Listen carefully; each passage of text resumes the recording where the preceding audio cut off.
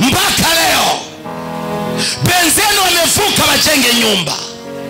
Benzeni wamevuka ili wainuke na wameenda mbali. Lakini kumbuka pale kwenye ulianzia na mpaka saa hizi ndio kwenye huko. Mpaka kenye wamebakilia ni kwanza kuangalia waliovuka.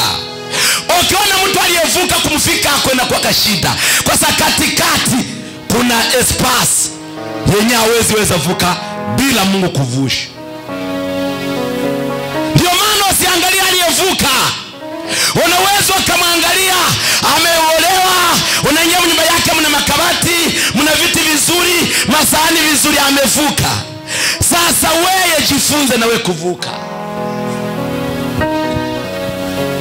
Unaweza ukaa kijana ukasimama ukaangalia mwenzenu chene wavensenga amejenga nyumba yake, amenunua gari yake, ukaangalia ashakavuka, ukajiuliza akavuka je?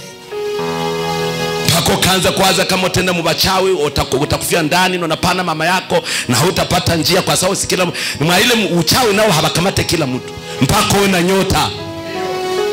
Kama kuna watu wanakataa, wewe hatukutaki huko.